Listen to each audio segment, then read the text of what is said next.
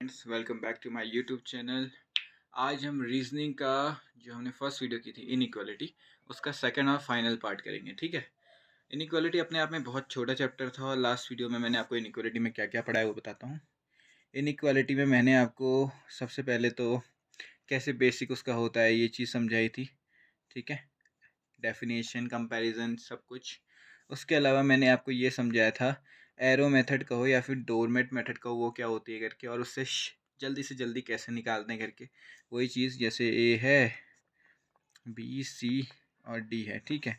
मुझे ए से लेके सी तक का रिलेशन निकालना है तो मैं कैरेक्ट एरो के फॉर्म में देखूंगा, और अगर मुझे ऐसा एरो दिख रहा है, देखो हर जगह ये नहीं है तो बस मुझे यही एरो सबसे ज़्यादा परसिस्टेंट दिख रहा है, तो ए और सी के बीच में ये रिलेशन होता होगा।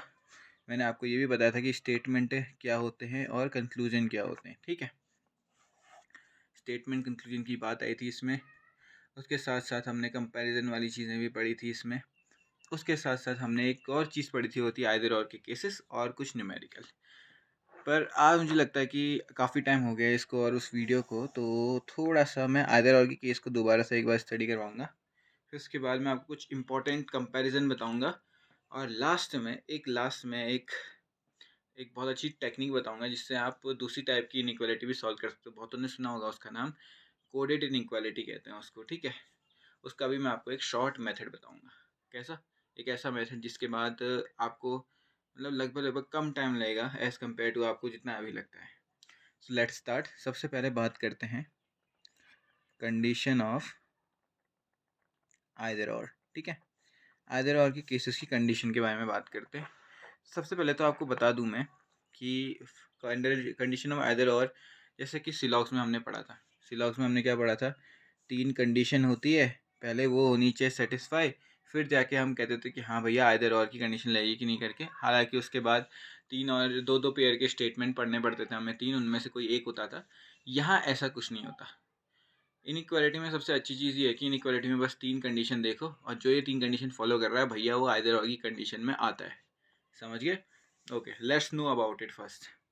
मान लो कि हमारी एक कंडीशन ऐसी है, मतलब एक स्टेटमेंट है ऐसे ऐसे ऐसे। ठीक है। ये एक स्टेटमेंट है और इसका पहला कंक्लूजन आया कि ए इज़ ग्रेटर देन सी, दूसरा कंक्लूजन आया कि ए equals to C.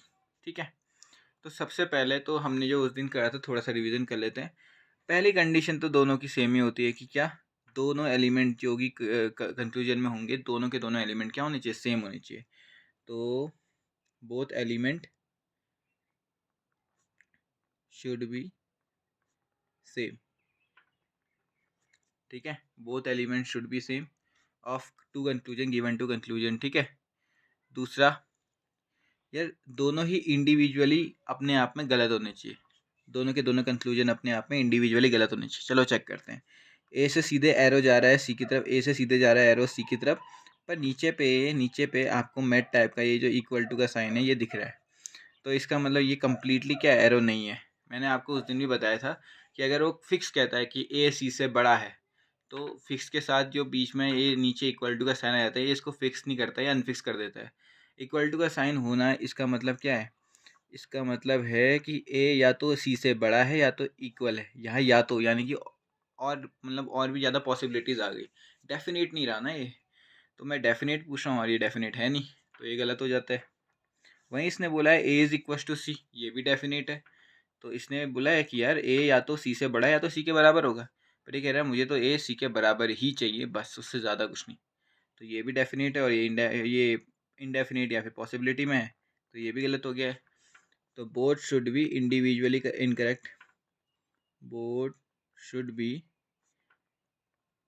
Individually wrong या इनकरेक्ट। ठीक है। लास्ट जो होता है वो थोड़ा इम्पॉर्टेंट है। ठीक है। लास्ट ये कहता है कि दोनों कलेक्टिवली, यहाँ पे थोड़ा चेंज आता है, दोनों कलेक्टिवली मिलके सही रिलेशन को डिपेक्ट करने चाहिए। यानी कि अगर मैं इन दोनों की कंडीशन को साथ में लिख दूँ, यानी कि ए और सी तो पहले से हैं, ये ए इज़ ग्रेटर देन सी हो गया और इक्वस टू हो गया, इक्वस टू और ग्रेटर ए से बनता है। तो ये जो सिंबल है यही एक्चुअल रिलेशन होना चाहिए उन दोनों के बीच में। ये है हमारा थर्ड चीज़, यानी कि collectively both the conclusion should satisfy,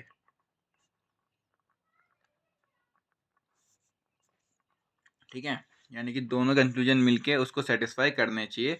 ये आइदर और की कंडीशन है, ठीक है। फिर से मैं आपके लिए रिपीट कर देता हूँ, दोनों ही एलिमेंट सेम होने चाहिए, हैं। दोनों ही एलिमेंट इंडिविजुअली गलत होने चाहिए, हैं, ठीक है। कलेक्टिवली दोनों ही कंक्लूजन के जो सिंबल्स हैं वो मिलके जो एक्चुअल रिलेशन है उन दो एलिमेंट के बीच में वो शो करना चाहिए। तो दोनों ने जब कंबाइन होकर देखा तो यही वो रिलेशन है जो उसके साथ एक्चुअल में है कि नहीं है। देख सकते हो आप, एरो और सीधे मैट, एरो और मैट, एरो और मैट, सीधे जा रहे हैं ना। तभी इसको डोरमेट मेथड भी कहते हैं, क्योंकि इसमें एक एरो होता है और इसमें मैट होती है।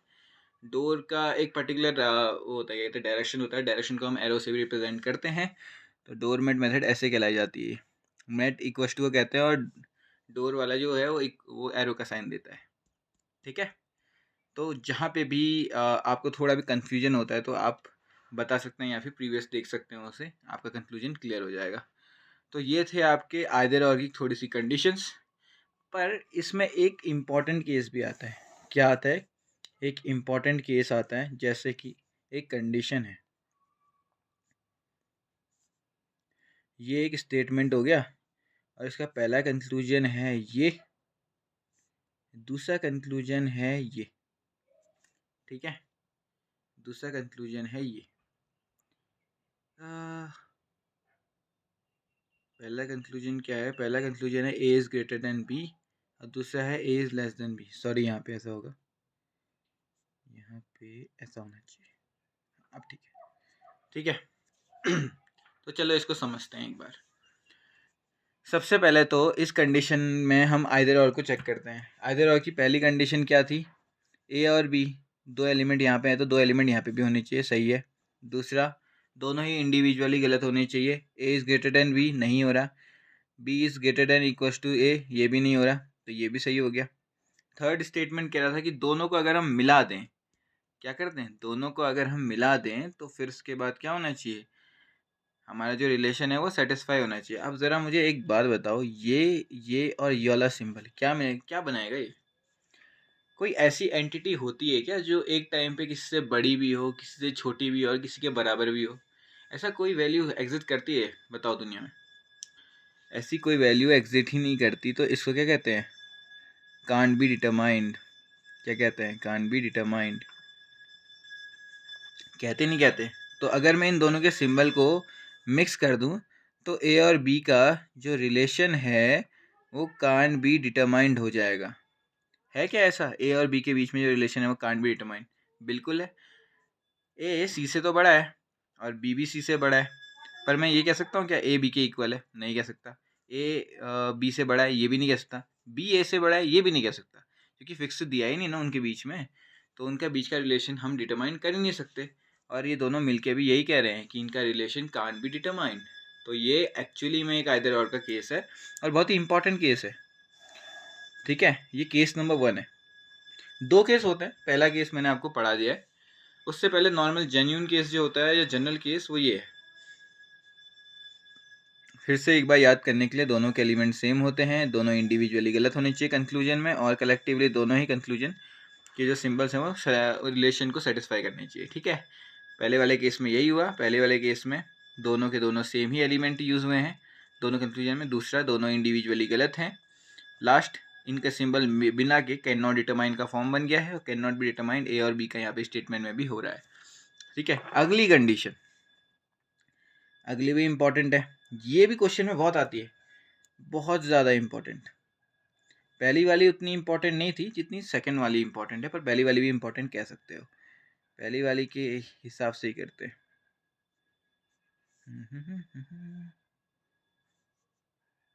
हाँ, इतना ही करते हैं बस, ज़्यादा चीज़ नहीं कर रहे हैं। आपको दिख नहीं रहा तो मैं थोड़ा बड़ा लिख देता हूँ। क्वेश्चन भी चेंज कर देते हैं, चलो हो गया, क्वेश्चन चेंज कर लेते हैं, एक ही बात है, फिर भी क्वेश्चन चेंज कर लेते हैं। पहला स्टेटमेंट कहता है कि D is greater than B. Second, D is equal to C. ठीक हो गया? ये हमारी कंडीशन है और इसका प्रूव करो। तो हमने देखा है, नॉर्मली देखते हैं, डी से बी गया ये एरो तो जा रहा है पर नीचे मैट भी जा रहा है, हमें तो बस एरो एरो चाहिए, तो ये तो गलत हो जाएगा, तो ये गलत है। डी इज इक्वस टू सी, बस इक्वस टू जाना चाहिए था, पर यहाँ मैट मैट जा रहा है और ये एरो भी जा रहा है, तो ये कम्प्लीटली इक्वल नहीं है, तो ये गलत हो जाएगा। ठीक है, तो इसका क्या मतलब बनता है? इसका यही मतलब बनता है कि दोनों ही गलत हैं। तब तो आंसर क्या आना चाहिए? और 5 ऑप्शन है। पहला वन फॉलो, दूसरा सेकंड फॉलो, तीसरा आइदर वन और सेकंड फॉलो, चौथा वन एंड टू फॉलो, और पांचवा neither one nor two follow. ठीक है, तो हमारा आंसर क्या हो जाता है फिर? Neither one not two follow, क्योंकि दोनों तो फॉलो नहीं हो रहे। पर वेट अ सेकंड, यहीं पे एक ट्विस्ट आता है। अगर मैं आपसे कहूँ कि ये एक आइदर और का केस है, कैसे? Let me help you. सबसे पहली कंडीशन क्या थी? दोनों में ही सेम एलिमेंट होने चाहिए। यहाँ पर सर डी भी एक एलिमेंट है और डी सी एक एलिमेंट है। चलो मान लिया डी डी तो है, पर बी सी तो अलग अलग हुए ना। पर यहीं पे एक चेंज आता है, बी इक्वस टू सी है, और इक्वस टू का मतलब क्या होता है कि जैसा बी है वैसा ही सी है। तो अगर मैं इसको बी की जगह सी लिख दूं तो ये कंडीशन सेटिस्फाई हो जाएगी। यहीं पे भी बी की जगह सी लिख दूं तो कंडीशन सेटिस्फाई हो जाएगी। होगी नहीं होगी? इसी को समझना था बस। यहाँ पे ये थोड़ा सा घुमा देता है। ऐसा ही डी के साथ भी हो सकता है, जब मैं वहाँ पे लिख रहा था। समझ में आया? तो जब भी इक्वल टू का साइन आता है, अगर आपको एक और चीज़ चेक करनी पड़ेगी आपकी, जब आपके दोनों एलिमेंट रिपीट हो रहे हैं, कहीं इक्वल टू का साइन तो नहीं है और वो इक्वल टू वाला वैल्यू तो नहीं लिखी इन ले। ये ऐसे चीटिंग करते हैं। बच्चों का ध्यान बस रूल्स पे होता है कि हाँ, दो एलिमेंट रिपीट नहीं करने चाहिए और दोनों एलिमेंट सेम होने चाहिए। तो देखा देखा देखा यार, दोनों एलिमेंट तो सेम हो रहे हैं। नहीं यार, एक नहीं हो रहा है, तो यार ये वाला केस आइदर नहीं है, सीधा आगे बढ़ते हैं। तो यहीं पे गलती नहीं करनी है। ठीक है, अगर इक्वल टू का साइन है तो समझ जाना है कि दो अलग एलिमेंट भी यूज़ कर सकता है इक्वल टू में, दोनों का मतलब सेम ही होता है यूकी। ठीक है, तो पहली कंडीशन क्या थी हमारी? दोनों एलिमेंट सेम होने चाहिए। हाँ, यहाँ पे थोड़ी ट्रिक लगी, पर दोनों एलिमेंट सेम है। दूसरा, इंडिविजुअली गलत, बिल्कुल गलत है। तीसरा, दोनों का मिक्स सिंबल सेम होना चाहिए। अगर मैं इसको बी के लिए ले जाऊं तो ये जा रहा है, एरो और मेट दोनों जा रहे हैं। एरोमेट चाहिए मुझे, एरोमेट है। अगर मैं इसको सी के लिए भी करूं तो बी को सी से रिप्लेस कर दूंगा तो भी यही बन रहा है। तो हैंस ये अपने आप में आइदर और है। ठीक है, इस कंडीशन को समझना, और जिसको ये नहीं समझ में आया एक बार वापस रिवर्स करके देखिए, बहुत ही इंपॉर्टेंट है ये। ठीक है, तो this was the all conditions of either और इतना ही है इनइक्वालिटी में। अब इसके बाद मैं आपको कुछ कंडीशंस पढ़ाता हूँ और कॉम्बिनेशंस पढ़ाता हूँ। हालांकि मैंने आपको डोरमेट मेथड समझा रखी है, पर फिर भी थोड़ा इजी रहेगा करके कुछ सिंबल्स की थोड़ा जानकारी और थोड़ा बहुत क्वेश्चंस हो जाएगा उससे। ठीक है, तो सबसे पहले बात करते हैं यूनिवर्सल सिंबल्स की। किनकी? यूनिवर्सल या फंडामेंटल सिंबल्स की। तो आज तक हम जब भी बचपन से पढ़ रहे हैं मैथ्स, इनइक्वालिटी में हमने एक योला सिंबल देखा, एक योला सिंबल देखा और एक योला दिखा। ये दोनों भी दिखे, ये बाद में दिखे, इन्हीं से मिलके बने, ये हमको बाद में पता चला। तो अब हमें क्या है कि देखो यार, कई बार ऐसा होता है कि हमको ये सिंबल ना कह के कुछ और सिंबल क्वेश्चन में दिए गए होते हैं। जैसे कि सुनना, पहले हम बोलना सीखेंगे। इसको ग्रेटर देन कहते हैं, इसको लेस देन कहते हैं, इसको ग्रेटर देन इक्वल टू कहते हैं, इसको लेस देन इक्वल टू कहते हैं, और इसको इक्वल टू कहते हैं। लेफ्ट से राइट की तरफ को कह रहा हूँ मैं। ठीक है, वहीं से अगर मैं ऐसा लिखूँ तो की बात कर रहा हूँ मैं, लेफ्ट से राइट की। A is greater than B, A is less than B, A is greater than equal to B, A is less than equal to B, A is equal to B. अब question में कई बार क्या होता है, खासकर banking के questions में, थोड़ा सा इसका इंटरचेंज दिया होता है, अल्टरनेट फॉर्मूला भी होता है इसका। अगर कोई चीज़ आपसे छोटी है तो उसका क्या उल्टा कह सकते हो आप कि वो मेरे से बड़ा या इक्वल नहीं है। कोई चीज़, साइड सी बात है, बोलने के तरीके होते हैं ना, वैसे ही क्वेश्चन में भी बोलने के तरीके होते हैं। किसी बच्चे को आपको छोटा कहना है, किसी से कहना है कि यार तू मेरे से छोटा है, तो और एक क्या तरीका हो सकता है, मैं तेरे से बड़ा, या फिर मतलब तू मेरे से बड़ा या बराबर नहीं है। यही है ना उसका उल्टा भाई। तो इसका मतलब क्या है? ए बी से बड़ा है, इसका मतलब एक और चीज़ हो सकती है, ए बी से छोटा या बराबर नहीं है। ये सिंबल याद रखना। क्या है इसका मतलब? इसी का उल्टा हुआ और इक्वल टू कैंसिल हो गया। इसको याद रखने वाली चीज़ है, फिर से याद रखना। फिर से इसमें देखो, जैसे इसमें क्या हुआ, इसका उल्टा लग गया, इसका उल्टा क्या होगा, ये होगा, और इक्वल टू का साइन और कैंसिल। ठीक है, इसका मतलब क्या था कि ए बी से छोटा है। इसमें क्या कह रहा है, ए बी से ना तो बड़ा है ना तो इक्वल टू है। ठीक है, दोनों बात समझना। अगला, इसमें कहा है कि A greater than equal to B, तो इसके कहने का मतलब क्या हो गया, ए बी से छोटा नहीं है। यही तो है कहने का मतलब, सीधी बात है। इसका उल्टा ये होगा, तो इसका ये देखो सेम सेम है ना, इसका उल्टा ये दिख रहा है ना, दिख रहा है। ऐसे करके आपको समझना पड़ेगा, ठीक है। ये अल्टरनेट फॉर्म है, क्वेश्चन में आपको ऐसे पूछ सकता है कि आपको ऐसी ना दे, आपको ऐसे कह दे is not equal to B and ऐसे कह दे फॉर एग्जाम्पल, ठीक है। क्या है इसका, अगर इसको डिकोड करना पड़े तो सीधी बात क्या होगी, ये ऐसा कहना चाह रहा है। हालांकि ये मेंस के लेवल हो जाता है फिर, पर एक बार मैंने सोचा कि आपको समझा दूं, क्योंकि ये कई बार प्री में भी क्वेश्चंस को डिकोड ऐसे किया जाता है, ठीक है। डिकोडिंग वाली चीज़ों में आ जाता है ये। इसका उल्टा क्या होगा, पहली बात तो आपको इतना समझ जाना चाहिए कि कैसे कन्वर्ट करना है। जो सिंबल है वो तो आएगा नहीं, उसका उल्टा आएगा, और उसके अलावा इक्वस टू नहीं है तो इक्वस टू आएगा, और जिसमें इक्वस टू है वहाँ इक्वस टू नहीं आएगा, ठीक है। यहाँ पे इक्वस टू है तो यहाँ इक्वस टू नहीं आएगा। इसका उल्टा क्या होता है, ये कैंसिल कर दो। यहाँ पे इक्वस टू है तो सवाल आता है सर इक्वस टू तो नहीं आएगा, अब और क्या आना चाहिए। कोई चीज़ अगर बराबर है तो उसको कैसे तोलते हैं, या तो छोटा होगा या तो बड़ा होगा, ना छोटा है ना बड़ा है, यानी कि बराबर है। फिर से मैं आपको बता दूं कैसे कन्वर्ट किया। A is greater than B, इसको कन्वर्ट किया। मैंने कहा था जो है उसका उल्टा, अगर इक्वस टू नहीं है तो इक्वस टू ला दो, कैंसिल। ये क्या है, इसका उल्टा करना पड़ेगा, और फिर इक्वस टू नहीं है ये तो इक्वस टू लाओ, कैंसिल। इसमें इक्वस टू है तो इक्वस टू आएगा नहीं, इसका उल्टा ये हो गया और कैंसिल। इसमें भी इक्वस टू है तो इक्वस टू नहीं आएगा, ये आ गया और कैंसिल। इक्वस टू का उल्टा क्या होता है, ना बड़ा होना चाहिए ना छोटा होना चाहिए, ना बड़ा होना चाहिए ना छोटा, बस। तो ये हैं सिंबल्स जो इनके अल्टरनेटिव हैं, इनको पक्का याद रखना, पेपर में पक्का आते हैं, ठीक है। अगला इसके अलावा कुछ और छोटी चीज़ें भी हैं जिसको समझना चाहिए, ठीक है, उसको समझते हैं। उससे पहले ज़रा बात करें, चलो इन्हीं को समझते हैं पहले। आप मुझे बताना बस इसमें, ठीक है। ये उस दिन भी पढ़ाया था मैंने आपको, हालांकि मैंने उतना डीपली नहीं पढ़ाया था, बस ऐसे हवा में बताया था। काफ़ी लोगों को दिक्कत होती है इसलिए बता रहा हूँ।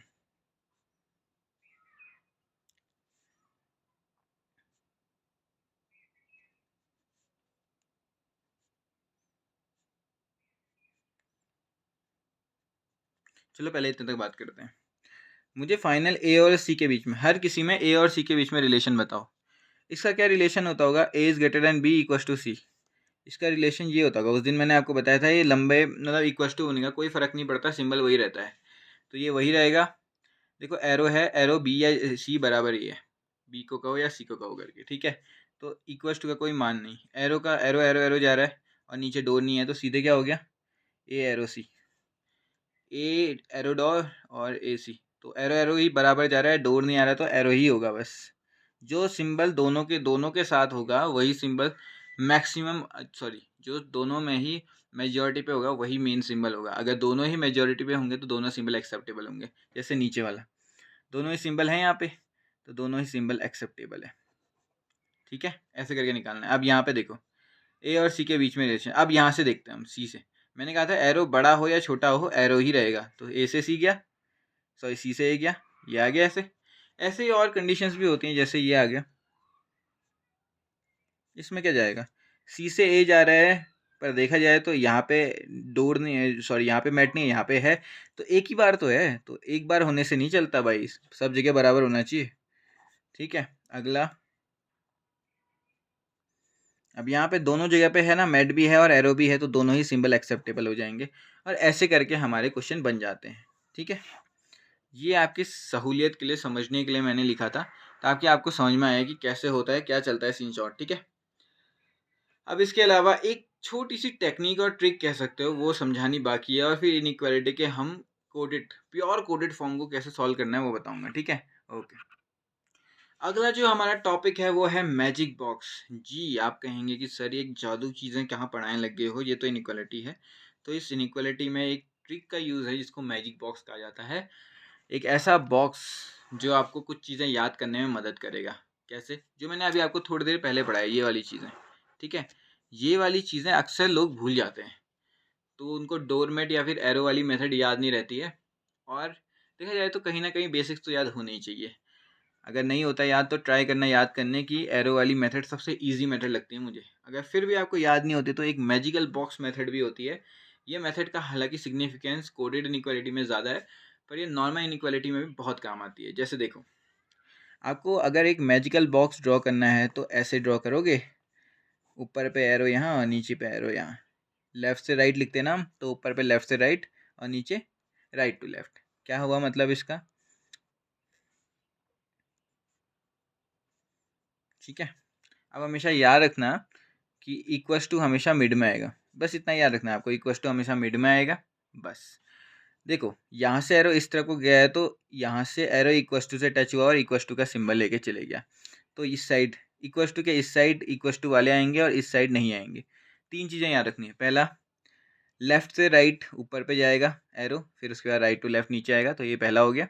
दूसरा, इक्वस टू साइन सेंटर में रहेगा। तीसरा, इक्वस टू के राइट साइड इक्वस टू वाले और लेफ्ट साइड बिना इक्वस टू के। बस तीन चीज़ें याद रखनी है और ये मैजिकल बॉक्स आपका बन गया। अब कहोगे आप सर इससे क्या फ़ायदा हुआ? फिर इससे फ़ायदा ये हुआ, अगर कोई सिंबल है ए से बी, तो मुझे बताओ ए और बी का रिलेशन क्या होगा? ये होगा। ठीक है, मैंने कहा था दोनों ही सिंबल बराबर होने चाहिए। वहीं बी से ए जाऊँ मैं, तो बी से ए, बस यहीं पे बी से ए जा रहा हूँ मैं, टोटल ओवरऑल में नहीं, बस बी से दोनों सिंबल इंक्लूडेड, तो भी यही आएगा। अगला, अब यहाँ से यहाँ जाते हैं। ठीक है, अब बी से ए यहाँ से यहाँ गए तो क्या आएगा? अब ये एरो यहाँ को आया, दोनों रिपीट नहीं हुए थे, तो ये वाला सिंबल ही बचा है, इक्वस टू तो नहीं आया, तो बी से ए ये वाला सिंबल बन गया। बिल्कुल सही। ए से बी जाएंगे तो भी यही सिंबल आएगा, नो डाउट अबाउट इट। अगला, ए और बी बीच में आ गए तो क्या होगा? ए इक्वस टू बी आ जाएगा एज यूजल। ये रहेगी कहानी। तो ये कहानियाँ पढ़ने के बाद आगे बढ़ते हैं हम मेन चीज़ पे। अब देखो एक और चीज़, ए और बी अगर यहाँ आ गए तो कैन नॉट बी डिटरमाइंड, उल्टे सिंबल्स हैं, गौर देखना। यहाँ पे अगर ऐसे आ गया तो मुझे एक बात बताओ, ये भी तो कैन नॉट बी डिटरमाइंड है। कोई चीज़ बड़ी है इक्वल है, कोई चीज़ छोटी है इक्वल है, इसका मतलब या तो इक्वल होती होगी या तो कुछ नहीं होती होगी। ठीक है, लास्ट यहाँ पे इक्वल टू का साइन आ गया। तो मैजिकल बॉक्स कुछ नहीं है, ऐसे ही कंटेन करने के लिए वैल्यू है। हालांकि एरो या डोरमेट मेथड बहुत इंपॉर्टेंट होती है। अब मैजिकल बॉक्स से आपको गया यार क्या फ़ायदा हुआ इसका? पढ़ने के लिए तो वही चीज़ पढ़नी पड़ी, ये सो वो सो करके। इसका असली फ़ायदा यहाँ पे होगा। कहाँ पे? लेट मी सी। तो अब आते हैं हम अपनी फाइनल चीज़ पे, जिसको कहते हैं कोडेड इनइक्वालिटी। भैया कोडेड इनइक्वालिटी होती क्या है? कोडेड इनइक्वालिटी का मतलब होता है ऐसी इनइक्वालिटी जो अपने आप में कोडेड फॉर्म में प्रेजेंट हो और हमें उसे डिकोड करके सॉल्व करना हो। बहुत ही लंबी और बहुत ही टाइम टेकिंग होती है ये इनइक्वालिटी। अक्सर ये CGL CHSL में ही आती है, पर बैंकिंग में आए तो मेंस में आती है और बहुत ही गंदी होती है। क्यों गंदी होती है? क्योंकि बहुत टाइम लगता है और टाइम ही तो नहीं होता कॉम्पिटेटिव एग्जाम्स में। ठीक है, तो कई लोग इसको छोड़ देते हैं सिंपल होने के बावजूद। तो अब इसको सही करते हैं थोड़ा। तो देखो यार, पहले क्वेश्चन क्या क्या रहा है समझते हैं उसको। P asterisk Q, P is not greater than Q। मैंने कहा था ऐसे आएगा, not greater, not smaller, neither smaller not greater. अभी पढ़ा है मैंने आपको ये। ठीक है, तो पहले इनको डिकोड करते हैं, इसका मतलब क्या करके। तो पहले हमसे क्या कह रहा है? P एस्ट्रिक Q का मतलब क्या है? P is not greater than Q। Not greater than Q का मतलब क्या है? P is not greater than Q का मतलब ऐसा होता है। ठीक हो गया, ओके। अगला, P एंड Q का मतलब है P is not smaller than Q। Q से स्मॉलर नहीं है, नहीं का साइन डैश हो गया और ये हो गया। ठीक है, इसको बाद में कन्वर्ट भी करेंगे, वेट अ सेकेंड। अगला, P at the rate Q, इसका मतलब है P is neither small nor greater than Q। Oh, not greater than Q। ठीक है, ये आगे वाला सिंबल बड़ा भी नहीं है छोटा भी नहीं है। अगला, P Q, P is neither greater nor equal to Q। ना तो P Q से बड़ा है और ना इक्वल है। ठीक हो गया। लास्ट, ये थोड़ा इसको बनाने में डिफिकल्टी हुई थी।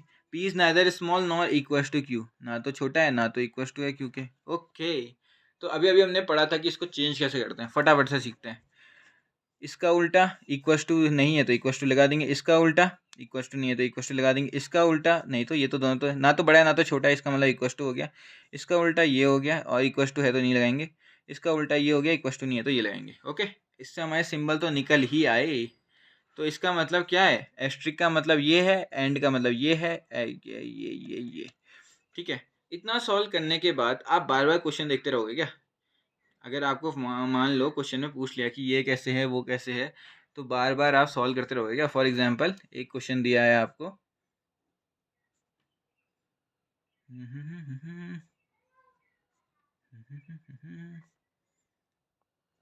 और आपसे कंक्लूजन में पूछा गया पहला, दूसरा और तीसरा। ठीक हो गया। अब यार आप देखते बैठोगे क्या ये?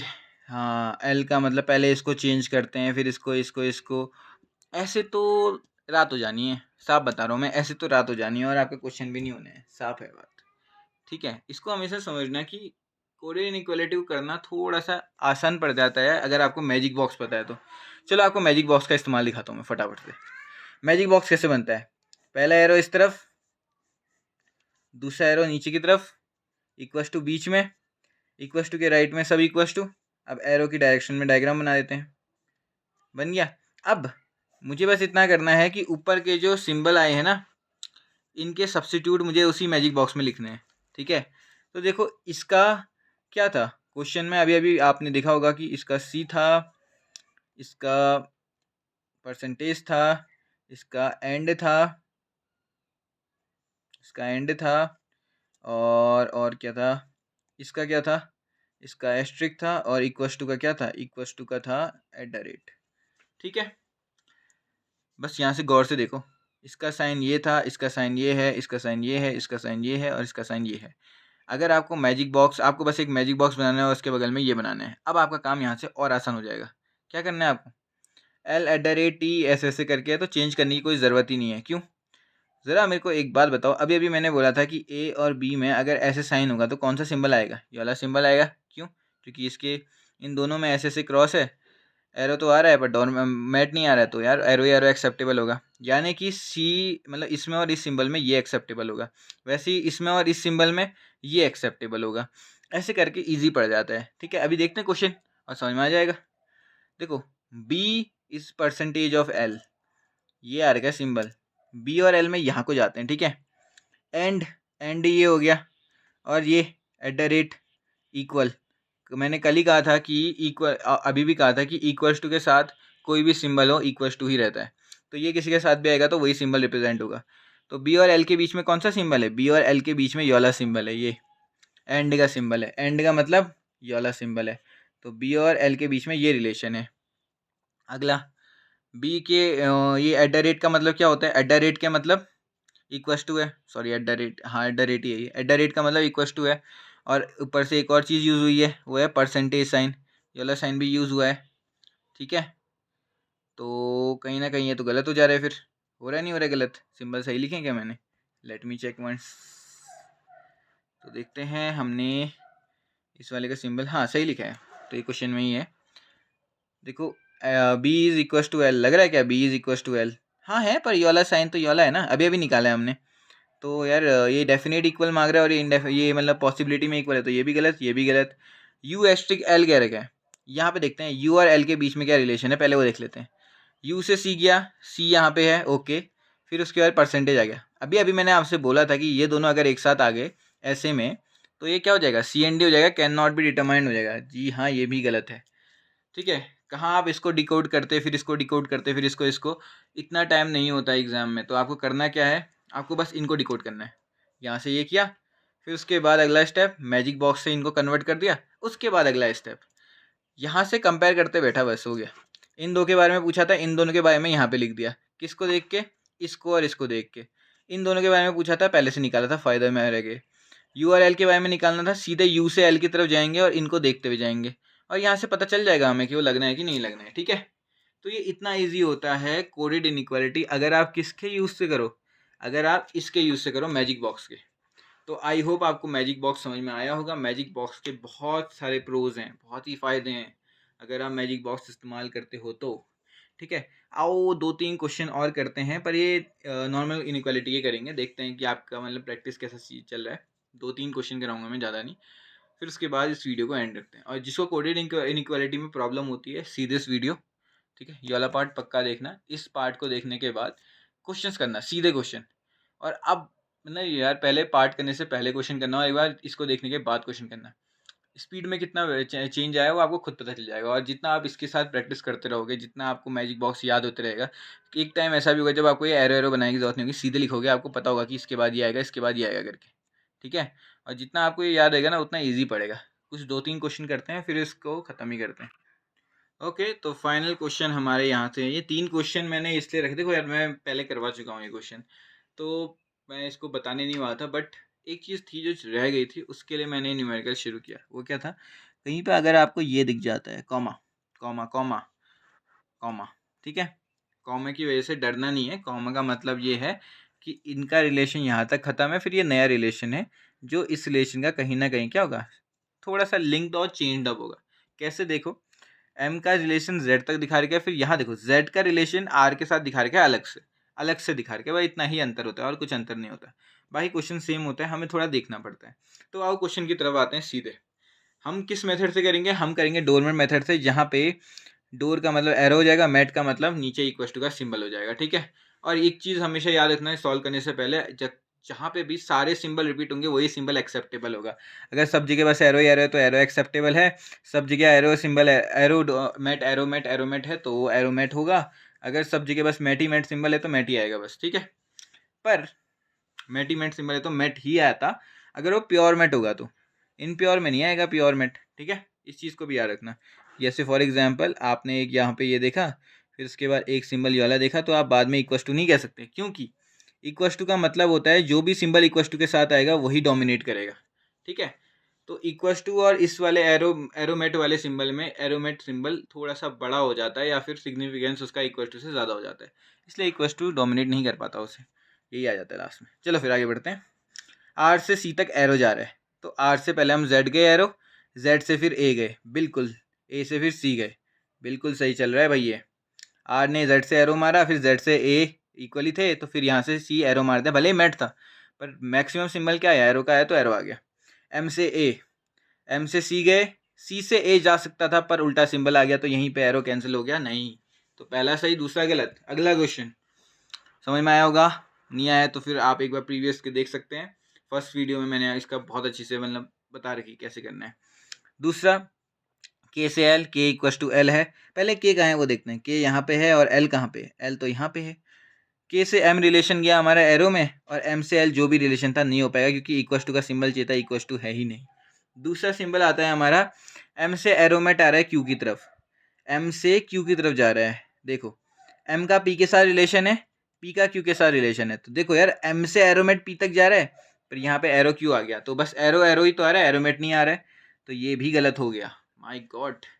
और एक बार वो भी देखते चलो कि हाँ यार कहीं ये तो नहीं है आइदर और का case, R C M A M होने का सवाल नहीं होता, के एल एम क्यू होने का सवाल नहीं होता। अगला लास्ट, के पी से के जा रहा है, तो पी यहाँ पे है और कनेक्ट क्या कर रहा है, इसको एन कर रहा है यहाँ से कनेक्ट, ठीक है। पी से एरो गया एन, और ये एरो गया, पर इसके साथ साथ इक्वस टू भी चल रहा है एरो के साथ, तो ये एरो, तो पी और के का रिलेशन कुछ ऐसा हो गया, ठीक है। पी इक्वस टू के भी नहीं हो सकता क्योंकि नीचे वही पूछा था, तभी मैंने इसको एक साथ लिख दिया। अब यहाँ पे सोचने वाली बात है, के पी पहली कंडीशन सेटिस्फाई, दोनों ही इंडिविजुअली गलत हैं, दूसरी कंडीशन सेटिस्फाई, दोनों का जो सिंबल है वो मिला दो तो ये बन रहा है, बस क्या बन गया ये, आइदर और, ठीक है। आइदर और की कंडीशन बन गई, और इसी के साथ आपका इनइक्वालिटी खत्म। इनइक्वालिटी के जितने टाइप्स थे वो मैंने करवा दिए हैं। दो क्या कहते हैं, आइदर और के दो केसेस बहुत जो इंपॉर्टेंट होते हैं, और कोडेड इनइक्वालिटी कैसे सॉल्व करते हैं वो। आई होप आपको समझ में आया होगा। If you like the content, like it, जो यार थम्स अप होता है उस पर क्लिक करो, बेल आइकन पे क्लिक करो ताकि आपको पता चले मेरी नेक्स्ट वीडियो कब आ रही है, बार बार मुझे इन्फॉर्म ना करना पड़े। एंड लास्ट, जिसने अभी तक सब्सक्राइब नहीं किया, सब्सक्राइब इट। जितना आप भी मेरी वीडियोस को देखोगे, जितना वॉच टाइम पड़ेगा, उतना ज़्यादा मुझे बहुत सारी मोटिवेशन मिलेगी और बनाने की। मैं 2-3 दिन से एब्सेंट था बिकॉज मुझे फैमिली फंक्शन अटेंड करना था, उसकी वजह से मैं बना नहीं पाया, but this is the new video, hope you have like it, thank you.